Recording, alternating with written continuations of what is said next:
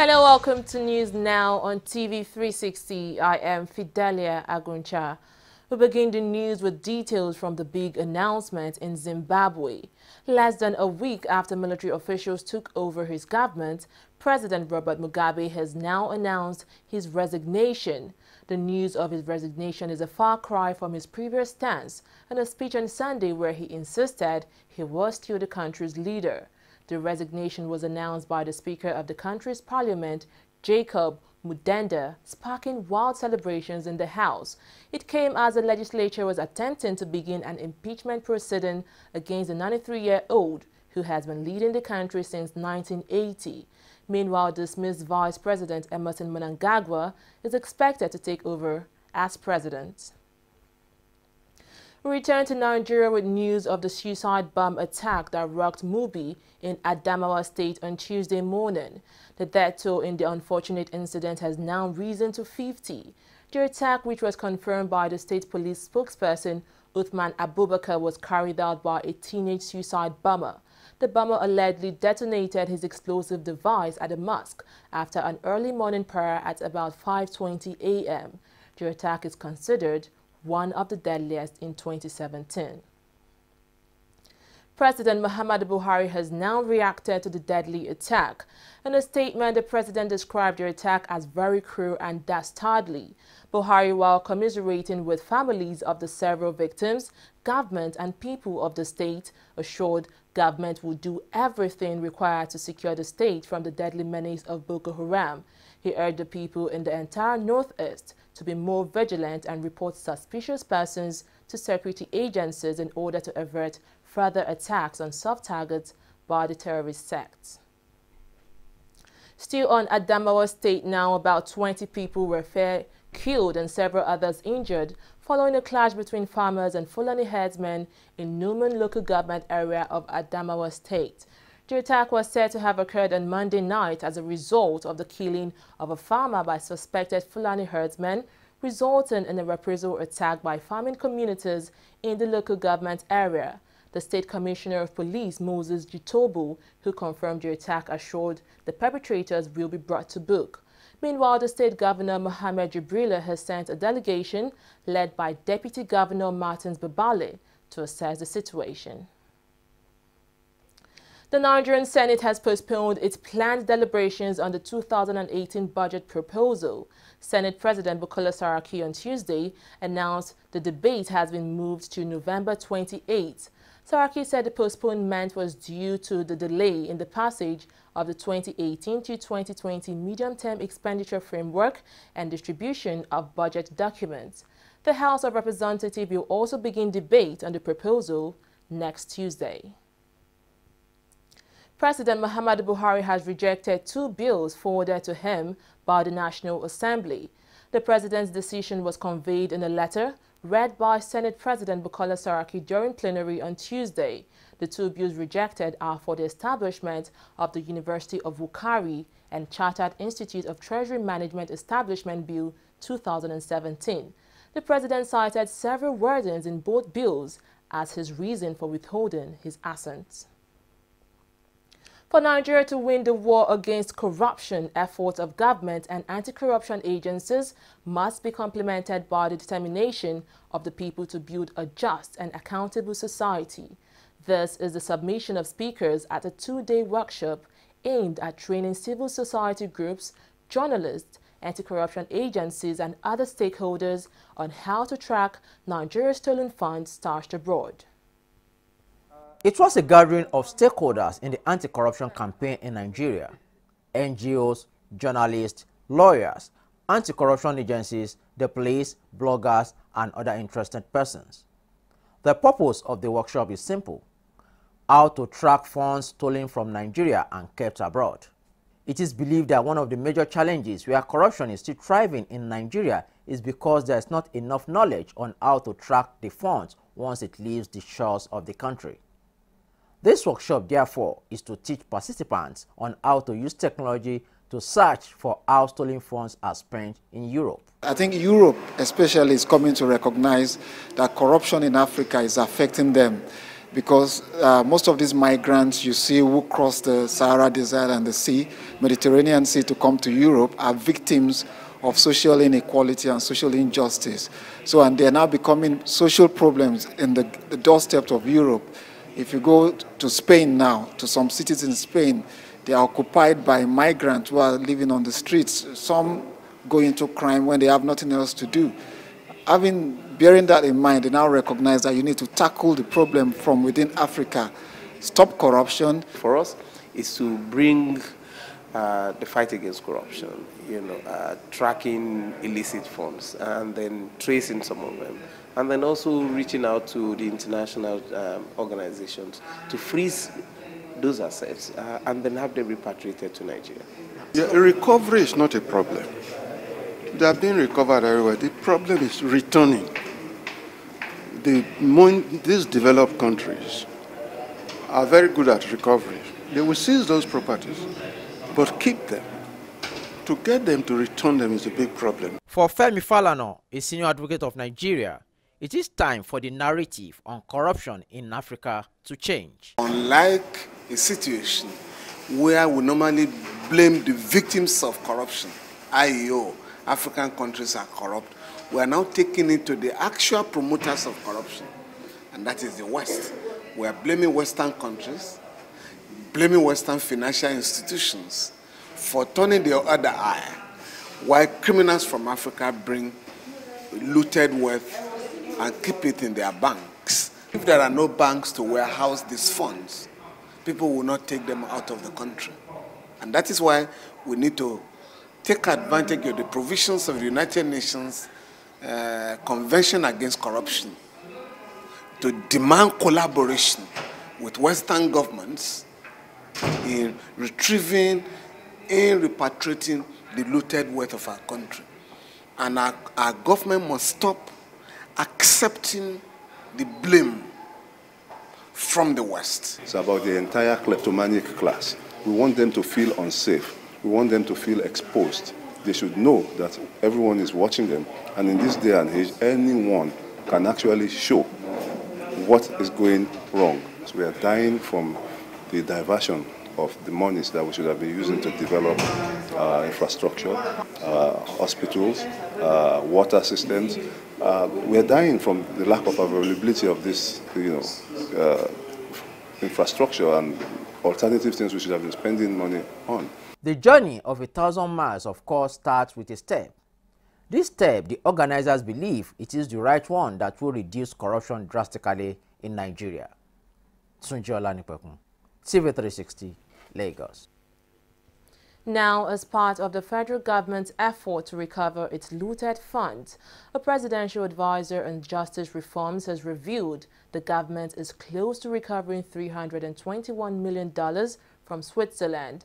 Juliet Ibekaku also revealed the government will sign a memorandum of understanding with the Swiss government in December to ensure proper documentation of the recovered loot. So far, we've been able to recover, in the case of UK recently, some of the monies that were held by the UK courts in the Malabo case. But that's just one, I think, just an insignificant part of that Malabo money, because we are tracking the Malabo funds. The other part of the money which we are hoping to finalize next year is the 321, by December, we're going to sign the memorandum of understanding for the return, is the 321 million held in Switzerland. I'm happy to also note here that some of the CSOs here, particularly ANIJ, has been involved in the discussion for the return. The World Bank is also involved in the discussion for the return. We are also now opening up discussions with the US government for the return of the money that has been left there for more than 2 or 3 years, the 2013 Alabise money that has been there. And so we've opened up different fronts for the, recovery. But one thing that is critical, and that's the message I want to leave here, is that in all of this recovery, the government has set up one asset recovery account, which makes it easy for anybody that wants to track recovered money to know where that money is going to. The Court of the Economic Community of West Africa, ECOWAS, has again adjourned hearing of the fundamental rights suit filed by leader of the indigenous people of Biafra, Nnamdi Kanu. The case, in which Kanu is challenging his detention by the Nigerian government, will now resume on February 7 next year. The adjournment followed an application by Kanu's counsel, Ifeanyi Ejiofor, who asked for time to respond to a recent application by the Nigerian government, who are respondents in the suits. Nigeria's President Muhammadu Buhari has congratulated Willie Obiano on his re-election as governor of Anambra State. In his statement on Tuesday, the president also assured elections conducted under his watch will be free and fair to all parties. He particularly expressed delight at the conduct of the candidates' post-election results, describing it as heartwarming. Meanwhile, Oseloka Obaze, the candidate of the People's Democratic Party, has now accepted his defeat in the polls. 3 of Nigeria's security agencies have approved the promotion of several of its senior officers. In the Army, 45 brigadier generals were promoted to major generals, while 92 colonels were promoted to brigadier generals. In the Air Force, 22 air commodores were promoted to air vice marshals, while 28 group captains were promoted to air commodores, while the Navy approved the promotion of 18 commodores to rear admiral, 40 captains to the flag rank of commodores, and 20 commanders to the rank of captain. Obstetric fistula has been described as one of the most important reproductive health problems in Nigeria, calling for special and immediate attention. This was part of the resolution reached by stakeholders in the health sector at a 2-day national stakeholders meeting on obstetric fistula in Abuja. Speaking at the meeting is the country representative, United Nations Population Fund, Diana Keita. Keita, who was represented by his deputy, Representative UNFPA Eugene Kongnu, believes that surgical operation is one way to put an end to obstetric fistula. The key strategy is that we need to repair the obstetric fistula. There is no way to stop fistula without a surgical operation. So you need to be operated and close up the fistula. But these women, as you rightly said, are also psychologically I can say disabled, because they have disabling situation where they are psychologically and emotionally affected. Sometimes the families have actually discussed them. They have actually been sent out of their homes. Their husbands have left them. So they need that emotional care. And we work with specialists who are psychologists who will help these women rehabilitate them, ensure that they have the emotional, socio-economic support that is required for them to get integrated into the society. The health system financing in this country makes it imperative for people to spend so much out of their pocket when they are accessing health care. And people with VVF are already very poor people. They are the marginalized, the disadvantaged of the society. These are women who are least empowered in third world countries. So that's a very major stumbling block. But I think if we look at the importance of women and the relevance of women to the family, to the society, we cannot say we have an option but to do something tangible about the circumstances. We are making efforts to get it right. We will get it right when no more fistula occurs. Right now, 12,000 new cases occur every year. So we'll get it right when no more fistula occurs. Right now, there are 200,000 women living with fistula in Nigeria. We'll get it right when we clear the backlog. And then you have a fresh slate where every woman that goes through delivery comes out without a fistula. That is when you get it right. For now, we are all managing, we are sidestepping, it's like going through obstacles.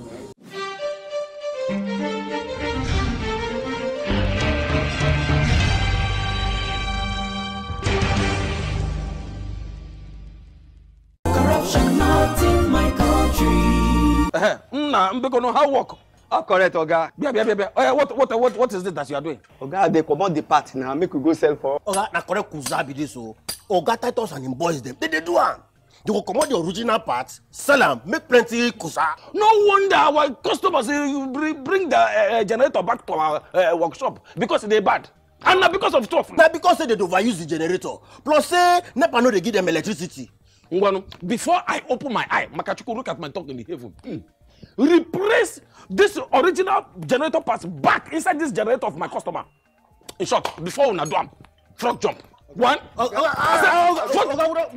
jump. 1, 2, 1. Stealing of generator parts or changing of original parts to a fake one. That is the corruption. Not in my country. Corruption not in my country.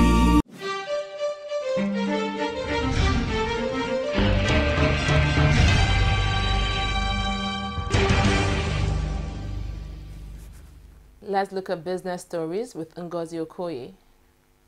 Thank you, Fidelia. The Nigeria Central Bank Monetary Policy Committee has again retained Nigeria's monetary policy rate at 14%. The Apex Bank also left the cash reserve ratio at 22.5%.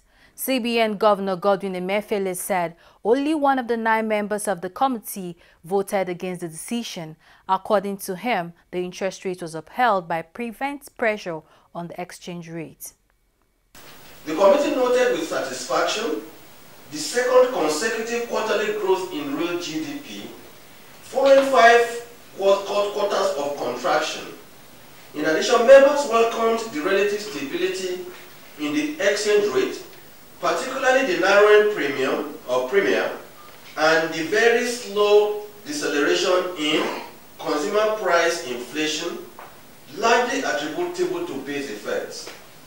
Overall, the economy has begun to show strong signs of recovery as public investments has picked up with increased housing construction at the federal and state levels, as well as shipping activities at the ports to support the rising purchasing managers index. Whereas loosening would strengthen the outlook for growth by stimulating domestic aggregate demand through reduced cost of borrowing, it could nevertheless aggravate upward trend in consumer prices and generate exchange rate pressures.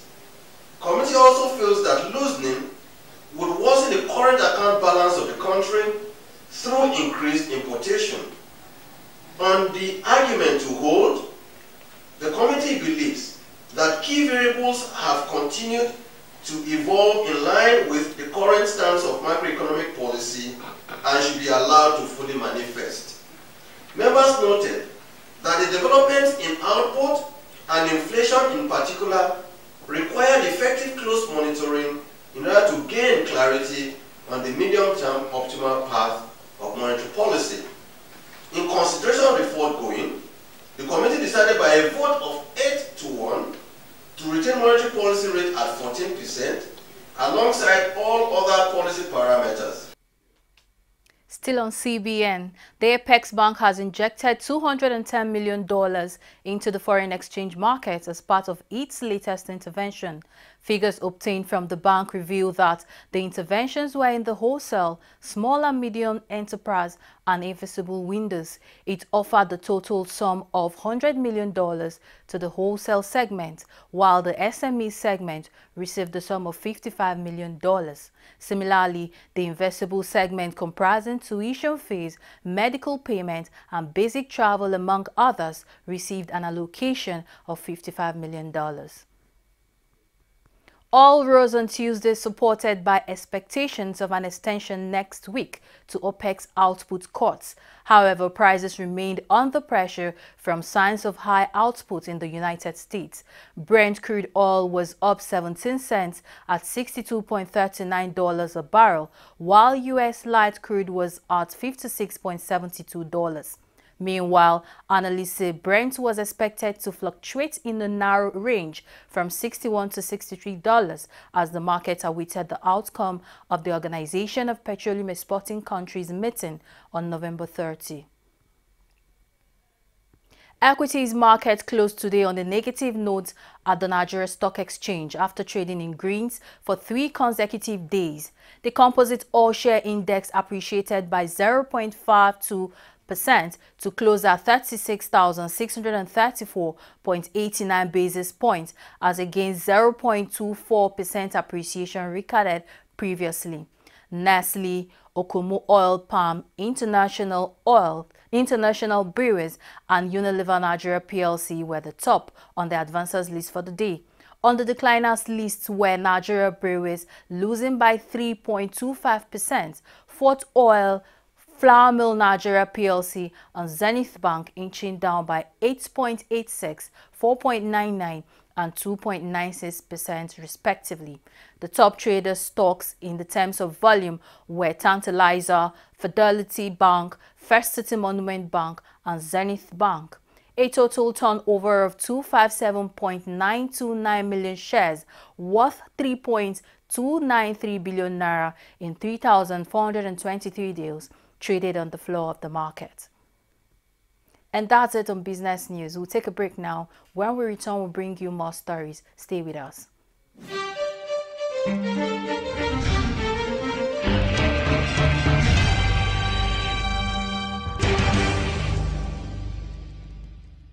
Corruption not in my country. What is wrong with you, man? Saying no. Said I drove for more than 1 hour. Yeah, me. Ọ̀rọ̀ yín náà ni mò ń ṣe. Ọ̀rọ̀ yín náà ni mò ń ṣe. Ká kúrò fún Ọlọ́run. Ká satisfy yín níbi ọ̀rọ̀ yín náà ni mò ń ṣe. Ẹ wo jẹ́ ká lọ jàre. Ẹ jẹ́ ká kúrò níbí báyìí. Ẹ jọ̀ọ́ ẹ má bínú. Hello ọ̀gá. Màá dọ́dọ̀ yín lẹ́sẹ̀. I am assure you 5 minutes. Màá dọ́dọ̀ yín. Ẹ gbà bẹ́ẹ̀. You are deceiving another customer just like you deceived us. Same way he deceived us. Eh? Why? Ètò ní iṣẹ́ yìí. Bó o bá kúrò ò lè jẹun, ò lè jẹun. Bó o bá kúrò ò lè jẹun ìyá mi. Bó o bá kúrò ò lè jẹun. Workshop mi lélẹ́yìí. Ibi tí èèyàn bá ti ń ṣe ló ti ń jẹ. Ìyẹn ló ń pè ní workshop. Ibi tó bá ti ń work ni kó má ti shop. You cannot base your business on lies. Kódà now, it is corruption and it cannot work. Not in my country. Corruption not in my country.